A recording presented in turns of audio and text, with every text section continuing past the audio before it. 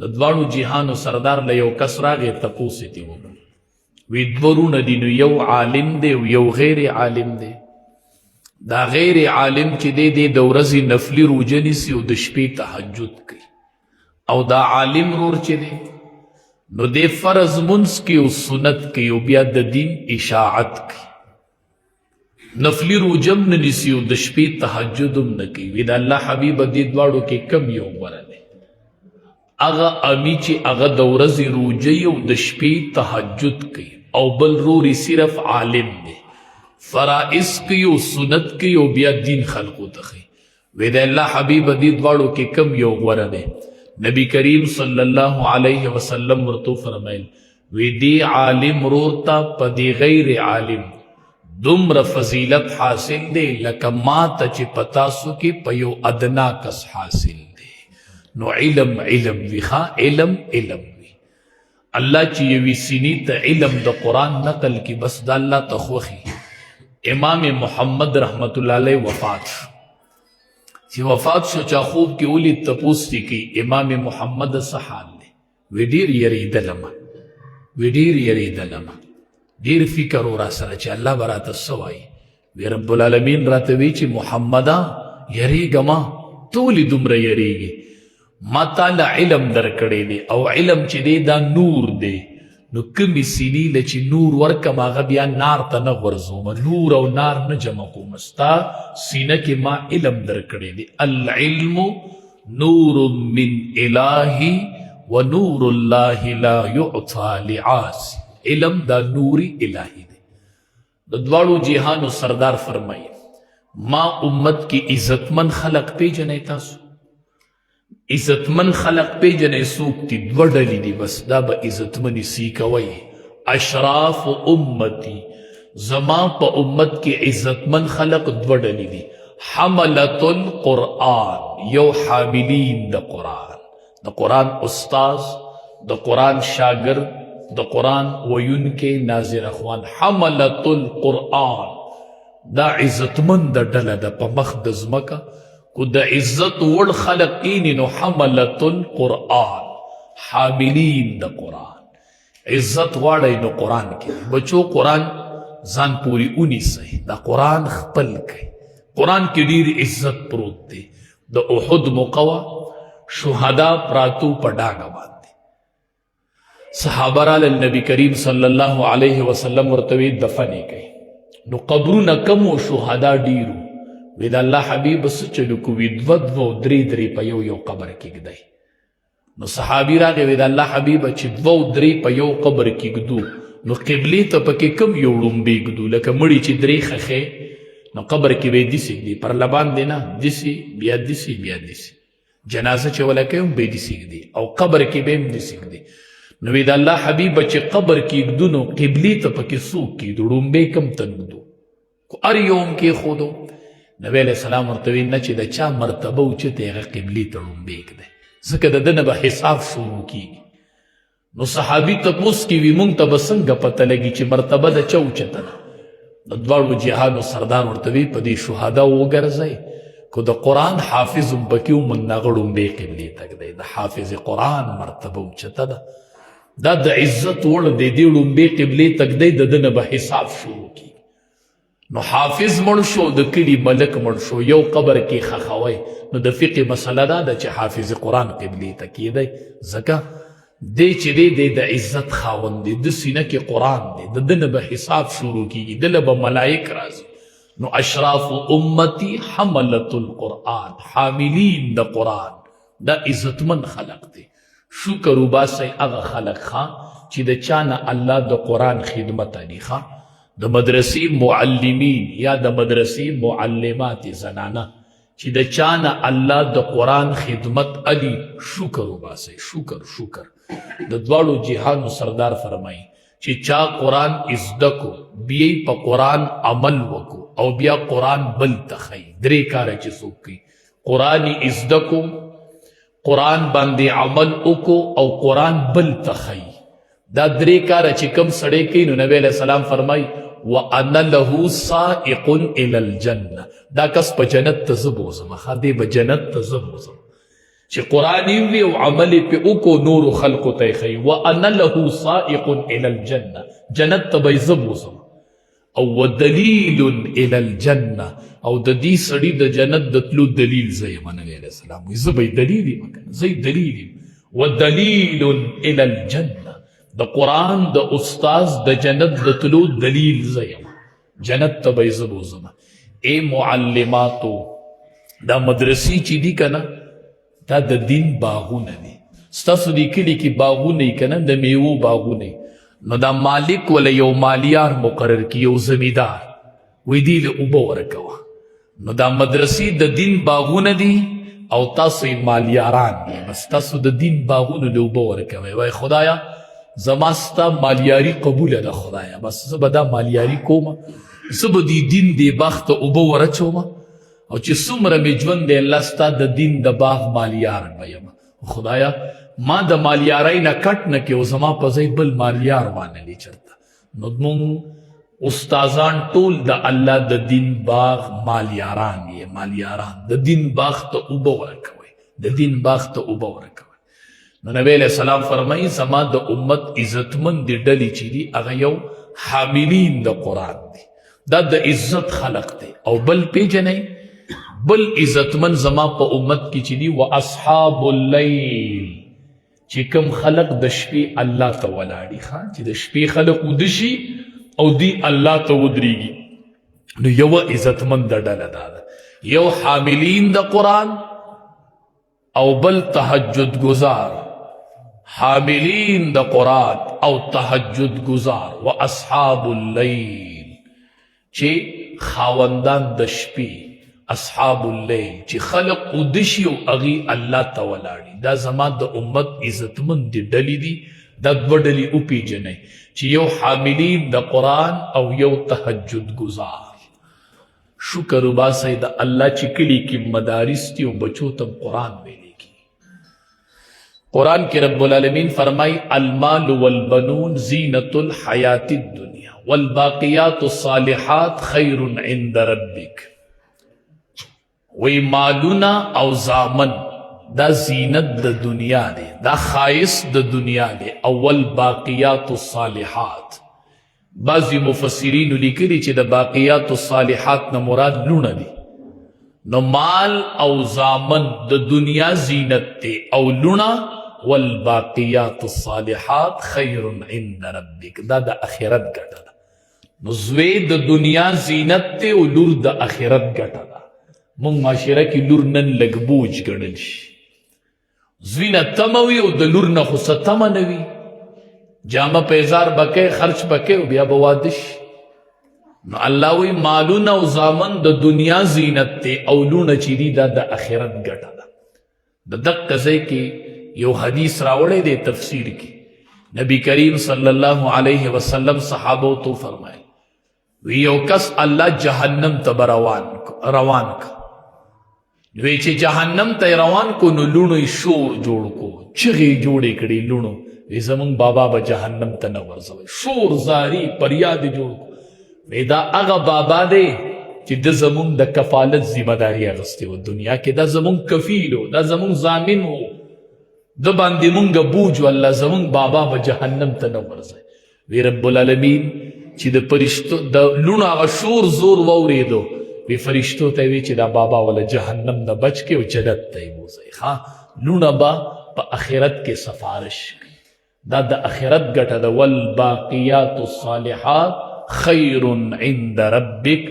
لونه بوج مګنئ د دواړو جهانو سردار فرمای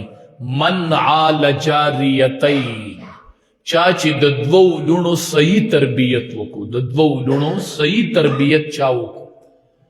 من عال جاریتین چا چې د دوو لونو صحیح تربیت وکړو نبی علیہ السلام فرمای هغه به په جنت کې زما سره داسې یو ځای وي هغه کس په ما سره داسې چې چا د دوو لونو صحیح تربیت وکړو د چا لونی عمل په حدیث وکړي خدایا یو دوه لونه راکړي چې صحیح تربیت یې وکړمه چې الله مې د آخرت خواږه راله راکړي دا د آخرت ګټه ده دا د آخرت سودا ده لونه به بوج نه ګڼئ د دواړو جهانو سردار خپلو بیبیانو سره ناست مخامخ یې لور راښکاره شوله بی بی فاطمه رضی اللہ تعالی عنہ نبی علیہ السلام ورپاسې دو وی مرحبا بابنتی لوری پخیرالی لوری پخیرالی چې د دواړو جهانو سرداری او د مخ نه رڼا خیږي او د خولې نه خوشبوی رواني او هغه لور ته پاسې چې مرحبا بابنتی لوری پخیرالی لوری پخیرالی وی د دواړو جهانو سردار را پاسې بی بی فاطمه رضی اللہ تعالی عنہ ځان سره یوازې کېنوله بیبیانې اپله ناستې یوه خبره یې ورته وکړله چې هغه په جړا شول لږ ټیم پسې ورته بله خبره وکړه نو هغه په خندا شول نو بی بی عایشه رضی اللہ تعالی عنہ ورته وی فاطمې تا ته د بابا څه ووي چې تا وجړل بیا درته څه ووي چې تا وخندل هغه ورته وی دا زما د بابا د راز خبرې وي دا زه د بابا په ژوند نشم ښکاره کولی دا زما د بابا راز دا په ژوندانه نه ښکاره کوم دا ما ته خپل بابا راز ویلی دی راز چې کله نبی کریم صلی الله علیه وسلم وفات شو نو بی بی عایشه رضی الله تعالی عنها ترنه تپوس کې وی څه وی درته وی چې نبی علیہ السلام سره کېناستمه نو ما ته وی چې فاطمې هر کال جبریل امین راځي او زما سره یو ځل د قرآن دور کوي هر کال جبریل امین او زه د قرآن دور کوو په کال کې یو ځل قرآن اړو هر کال به قرآن اړو بختور دي د قرآن استاز او شاگرد چې کینی او دلته ورته شاگرد کینی څه سبق استاز وایي او څه شاگرد وایي دې دواړه وایي چې دا هغه قرآن دی چې یو طرف ته به جبریل امین او بل طرف ته به نبی علیہ السلام او دا به اړو د دې نه بل بهتر کتاب شته ته کیمسټري او بایولوژي او فزیکس ته ځیریږي دا هغه کتاب دی چې یو طرف ته به جبریل امین او بل طرف ته به امام الانبیاء یو به امام الملائکه را کوشو ځمکه کې به امام الانبیاء شو دواړه چې به میلو شو د قرآن دور به شروع څه حصه به یو ویل او څه حصه به بل ویل نو ما سره هر کال قرآن یو ځل اړی او لوري څه کال را سره د قرآن دور دوه ځله وکړو قرآن را سره دوه ځله واړو نو لوري داسې معلومیږي چې د بابا اجل دې لنډ شوی دی د بابا نیټه دې لنډه ده داسې معلومیږي چې زه به آینده کال نه یم ما سره ځکه قرآن دوه ځله واړو نو زه په جړا شوم چې د سړي پلاري بابی او بیا د امام الانبیاء په شان بابی او سړي ته وایي چې لوري کال له به نه یم بس دا مې اخري کال دی نو ما وجړل بیا راته وایي ته جاړه ما جبریل امین نه اورېدلي دي ښه چې فاطمه سیدة نساء اهل الجنه چې ته به د جنت د ټولو ښځو سردار نو ما بیا وخندل وایي دا دوه خبرې مې راته بابا وکړلې نن د لوڼو تاسو نه یوه ګیله ده معاشره کې نن د لور یوه ګیله ده ګیله د لور دا ده وی مولي صاحب ما ته یوه ورځ خپل پلار داسې ونوي چې مرحبا بابنتي لوري په خیر راغلې هر کله راشه زه د پلار نه قدر نه غواړم پلار زما پلار دی خو مولي صاحب نو هلته به لاړ مولي صاحب کلونه تیر شي او زما په دروازه باندې بابا دستک کښېني ما له پلار تماشې له را نشي پلار ما کره راښکاره نشي لور کالو سر دروازې ته ګوري اوس په مې بابا راشي چرته اوس په مې رور راشي او په دې دروازه به مې ناست کي حدیث مبارک کې راځي دوه قدمونه الله ته ډېر خوښ دي یو هغه چې سړی اودس وکړي کور او د فرض مانځه دپاره جومات ته روان شي دا قدم چې اوچت کړي یوه نیکي الله ورکړي یو ګناه معاف کړي او یوه درجه اوچته کړي دا دومره قیمتي قدم دی بل قدم چې هغه د دې سره برابر دی دا هغه قدم دی چې کله سړی د کوره قدم اوچت کړي د رشته دار د ملاقات دپاره چې زم رشته دار به وینم زه به زما لور واده شوې د روژه را روانه ده څه ښېګړه ورسره وکړم د مواسات میاشت را روانه ده شهر المواسات د همدردۍ میاشت را روانه ده زم چې لور سره همدردي وکړمه زر چې خور سره همدردي وکړمه نو چې روژه شروع کېږي نو خور لور دې دروازې ته ګوري اوس به مې چېرته بابا راشي اوس به مې چېرته رور راشي نو دنیا سامان خاون راوړی هغه ورته نه ښکاري او چې بابا ولا یو دا 4 ډبې اوسي نو ټوله روژه هغه زه وي دا ما له بابا راوړی دا ما له رور راوړی نو ستا انتظار کوي ته ولې د دې تپوس نه کوي نبی کریم صلی الله علیه وسلم خور رالاله شیما تعالی نو دا بی بی حلیمه د نبی علیہ السلام رضاعی مور و نبی علیہ السلام لدی پی ورکړي و شیما د دې لور وه نو دې چې به ګډې بیزي سره ولي نو نبی علیہ السلام به ځان سره لبو نبی علیہ السلام ته ویې ستا خورې به شیما یم ما سره د نخې موجود دي تا په ما چک لګولی دی نبی علیہ السلام چې شیما ته وکتل په جړاش ورپاسېدو څادرې خور کو وی جړل صحابو ته وی ما ته نن بیبي حلیمه یادېږي ما ته نن بیبي حلیمه یاده شو ما ته خپله رضاعي مور نن مخې مخې ته کېږي چې ما شیما ولیدله ما ته د رضاعت رشته را یاده شول ورپاسېدو څادرې ورته خور کو د دواړو جهانو سردار نن خور ما ته وایي زه معاشره کې بوج ګڼل شم نن ما ته لور وایي زه معاشره کې بوج ګڼل شم لونه بوج مه ګڼئ دا یقین ساتئ ښه چې لونه د آخرت ګټه ده ښه یو سړی و شپږ لونه یې وي ښځې ته یې وی که بله لور دې وشوه نو طلاق به درکړو دې کې د ښځې ګناه دا د ښځې قصور دی دا خلقت د ښځې اختیار دی دا خو د الله خوښه ده دا خو ته د الله سره جنګ کوي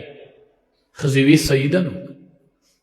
دې کې دا سړی وده شو د شپې خوب ولیده وی جهنم دی په یوه دروازه یې مخامخ کړه نو ویل ته مې لور ولاړه ده چې زما بابا به جهنم ته نه ورځم چې بلې له ورلم په بله مې بله لور ولاړه ده زما بابا به جهنم ته نه ورځوئ چې په بله ورلم نو بله لور مې ولاړه ده شپږ دروازو کې مې لونه ولاړې وي چې اوومې دروازې ته مې وکتل هغه خالي پرته وه وی چې په دې جهنم ته وورځوئ په دې دوران کې راویښ شوم چې راویښ شو نو دعا یې شروع وکړه وی اللهم ارزقنا السابعه خدای یوه اوومه لور راله راکړې خدای یو اوومه راکړې یوه دروازه خوشې د جهنم پرته وه په هغې غورځولمه اللهم ارزقنا السابعه یوه لور دا یوه د جهنم دروازه بندوي دوه لونه د جهنم دوه دروازې بندوي درې لونه د جهنم درې دروازې بندوي ښه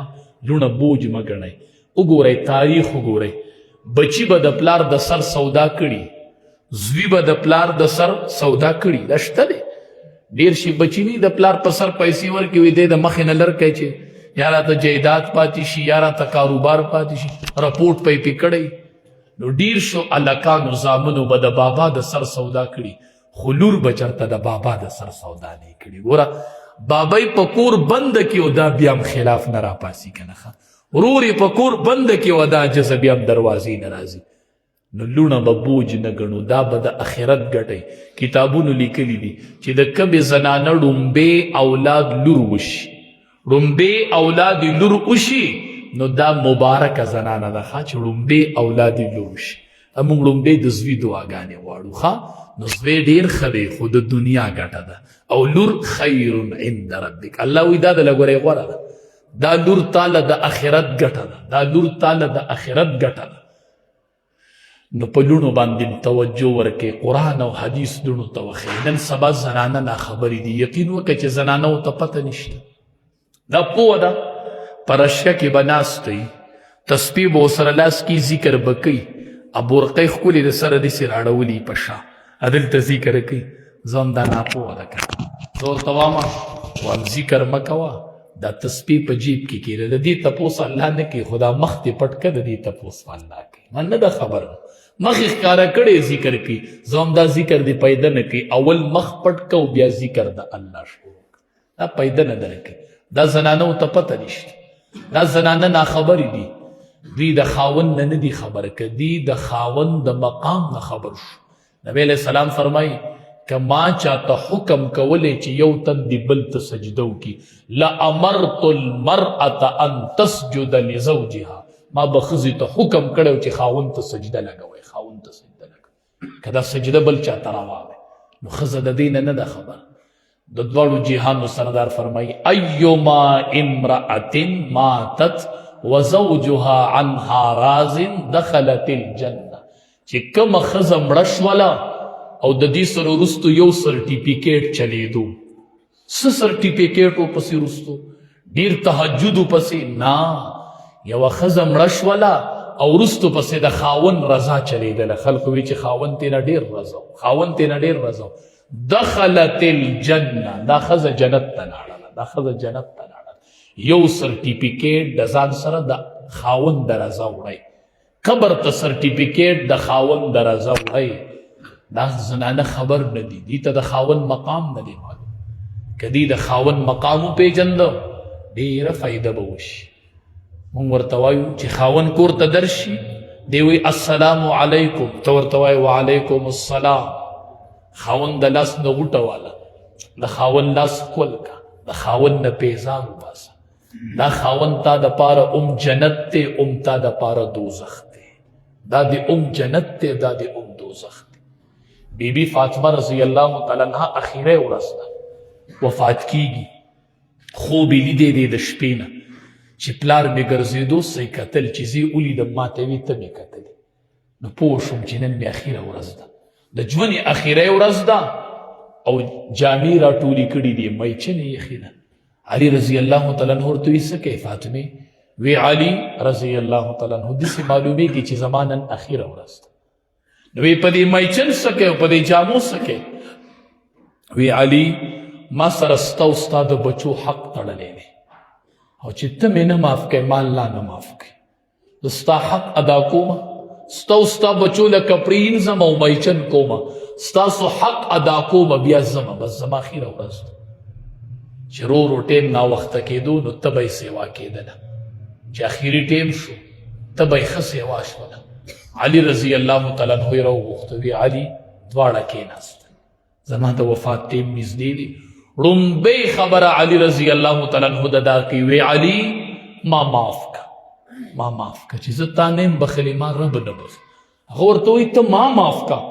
د پیغمبر لختې جګر وي، نازبینه لورې وي، پیغمبر به صلاح او مشورې تا سره کول او زما په کور کې هغه پوزې چې د ورځې به پې اس ګیا خوړل او د شپې به پې تا ملاسته کوله. د جنازې دپاره مې اعلانات مه کوه، خلک مه خبره، او جنازه مې د شپې اوچته که. او بیا زنانو ته وایي په داسې سیس کې به مې لاش ور واچوئ چې دا کپړه په ما ور واچوئ چې دا مې د وجود نه اوچته پرته وي، داسې زانګو شکل کټ کې مې واچوئ چې کپړه مې د وجود سره نه لګي. وي ولې؟ چې کپړه مې د وجود سره لګېدلي، هسې نه چې خلق مې د وجود موټاوالی نریوالی وویني. چېرته داسې پرده مې قبر ته اوسئ. فاطمة سیدة النساء. ټول خلق نظرونه ښکته کړئ، کته ګورئ سی چل دی د امام الانبیاء لختې جګر جنت ته داخلېږي. کته ګورئ ټول به نظرونه ښکته کي او الله به د بی بی فاطمې رضی الله تعالی عنها په شکل کې ډیر شي زنانه پیدا کی او د هغې لوی جماعت کې به دا جنت ته داخل شي. چاته به پته نه لګي چې بی بی فاطمه پکې کومه. او فاطمه سیدة النساء اهل الجنه، د جنت د ټولو ښځو سرداره چې دغه به بی بی فاطمه رضی الله تعالی عنها.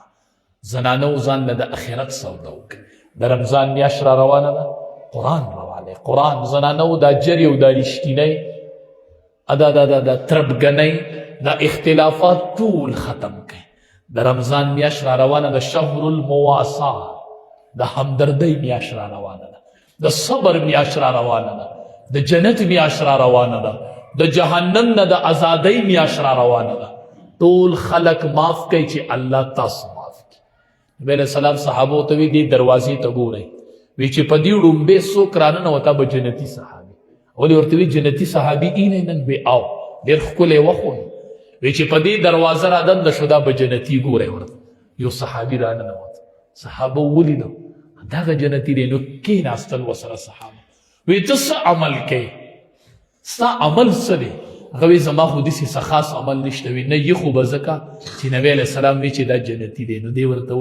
وی خاص عمل مې نشته دی، خو دا یو عمل مې دی چې په دې زړه کې د چا سره کینه او حسد نه ساتم. بس دا زړه مې ټولې دنیا ته صفا دی،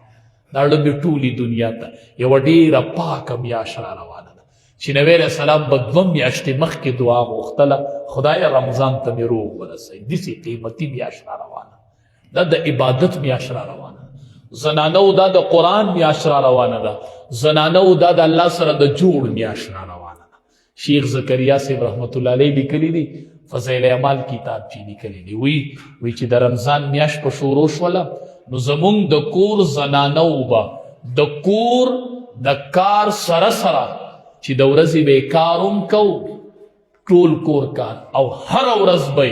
د 15 سپارو نه واله د 20 سپارو پورې د قرآن تلاوت کوه. الله اکبر. داسې زنانه وي چې د کور کار کوه،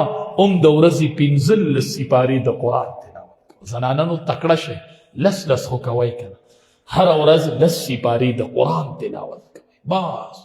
په خبرو پابندي، د سترګو روجه ونیسئ، د غوږونو روجه ونیسئ، او ځان له د قرآن کریم تلاوت چې سړی روجهدار او د قرآن تلاوت کې الله اکبر د دې یو عجیبه مزه امام احمد بن حنبل رحمت الله علیه چې د قرآن امتحان ورکو نو په هغې ورځې روجه نیولې وه قرآن او روجه دا ډېر د دوو حالتونو کې بنده الله ته ډېر نږدې دی روجه ده دې د قرآن تلاوت کوي معده ورو ورو خالي کېږي د خولې نه یې بدبویي روانه شي د معدې د خالي والي د وجې نه الله ورته وایي ته وایه قرآن دا بدبویي ما ته د مشکو نه زیاته خوښه ده ستا د خولې بدبویي ما ته د مشکو نه محبوبه ده او روجهدار دپاره دا ټول خلک دعاګانې ټول مارغان دعاګانې غواړي ډېره قیمتي میاشت په سر را روانه ده خو د قرآن میاشته زنانو قرآن ته لاس کړئ نارینهو تاسو ته هم قرآن ته لاس کړئ مشرانو تاسو ته هم قرآن ته لاس کړئ هسې چې دا غړېدلې دا کولو قرآن سړي ته په دې روجه کې پروت دی دا ډېر خوند کوي که نه دا ډېره مزه کوي قاسم نانوتي رحمت الله علیه حج له روان و پیادل نو په لار کې پې د رمضان میاشت راغله نو ملګري کېنول وایي تراوه کې به قرآن اورول غواړي په سفر روان دي مسافر دي تراویح پې شته نه وایي قرآن به پکې وایو مشوره کوي نو وایي په حافظ چې راسره نشته په جماعت کې نو وایي زه خو قرآن ختم نه پرېږدم جسی روجه نه لیږم چې هغې کې به د قرآن ختم دی داسې خو نه تېرو نو وی حضرت حافظ چې نشته ایو مسافر وی زه خدای به خیر کړي قاسم نانوتي رحمت الله علیه به د ورځې کېناستو یوه سپاره به یاده کړله او د شپې به یې په تراوو کې واوروله 30 ورځو کې قرآن یاد کو مې په تراوو کې واوروه اوس چې روجه شروع شي نو حیران خفه یو یقین وکړه کېنه ته ښه جي ښه څه چل دی مونږ مشوره وکړله زما په ملا درد دی او د ده په خپه درد دی او د ده شوګر دی او د ده بلډ پریشر دی ښه جي وایي نو څه چل به مشوره دا ده په دې منځنو لسو کې د یو بل قاري اواز وورو او په دې اخرنو لسو کې یو بل قاري راوله چې 3 ختمونه وکړو د اولې نه قرآن شروع کړو د ټوله روجه په قرآن کې تېره کړو دنیا کارونه هم کړي دي کاروبارونه هم کړي دي دا د الله سره د تعلق میاشته وایي مولي صاحب چې ټوله شپه الله ته ولاړ د ورځې به یې پاره یادوله او د شپې به یې په تراوو کې اوروله تکړه شئ نیت وکئ د قرآن نیت وکئ د قرآن او دس ووایئ لږې ووایئ خو دا روجه په قرآن کې تېره کئ بس روجه په قرآن کې غټې شوي دي مړه نشم ویلی مړه مولي صاحب جماعت ته وړو کې ګنټې له نه لیږئ نو بچي لر کوي لر خوارۍ ولیږئ وایي زه بچیا لاړ شه که نه زما پړه یو ارمان دی بچیا چې راځي او حفظ د قرآن دی کړی او ماله حافظ راشي بچیا نو 3 کاله پس په باندې د خپلې مور ملاقات کې الله اکبر د مور به څه کیفیتي د پلار به څه کیفیتي چې دا بچی ورشي نو چې د مور به څه کیفیتي او د پلار به کم کیفیتي چې 3 کاله یې بچی لیږلی او قیدی نه وویلی او نن حافظ د قرآن باندې قرآن سره مینه شروع کړي ټول قرآن روان دی تاسو وایي مولي صاحب زه پکې انخلم مفتی صاحب ځان له په ګنټه کې 3 سپارې وکړي ما خو یو پوم دی ویلی نو زه ورته وایم د دواړو جهانو سردار داسې لیدلي دي چېرته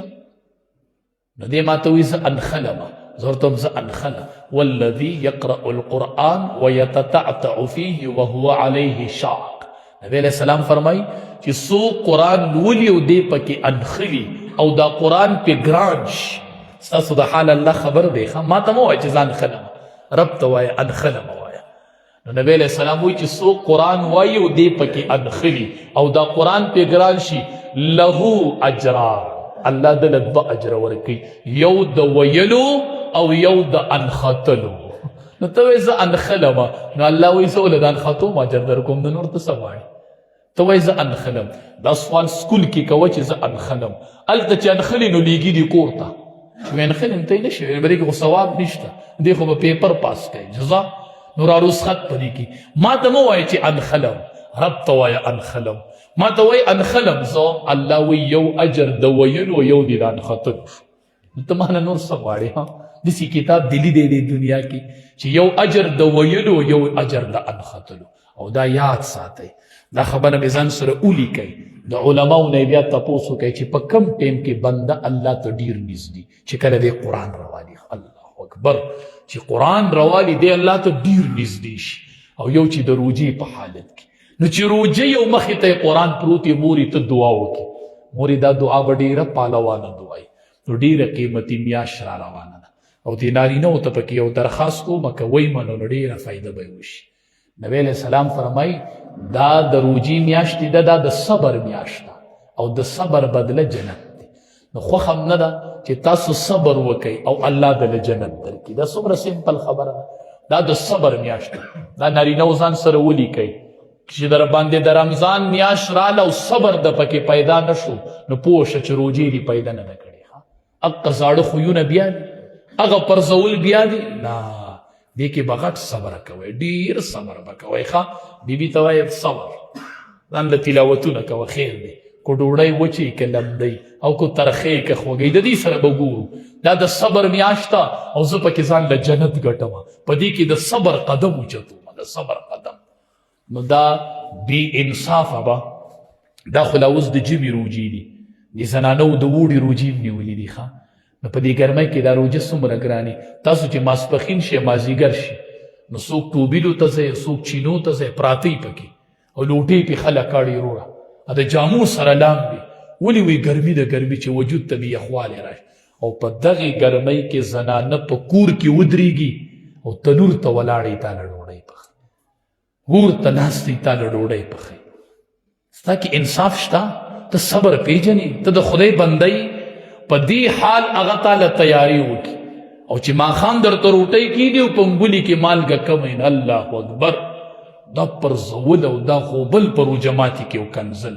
نو ته ډوډۍ وخورې روژه ماته کې او هغه زنانه روټۍ ونه خوري دقه شان وچه خوله پاتې شي او دې راشي په جانماز په اول صف کې ودرېږي وایي زه اوږدې تراویح کوم نو ورته هم ښه ته دلته اوږدې تراویح کوه ته دلته په صف کې ولاړې هلته زنانه لاس الله ته اوچت کړل ښه وی ربه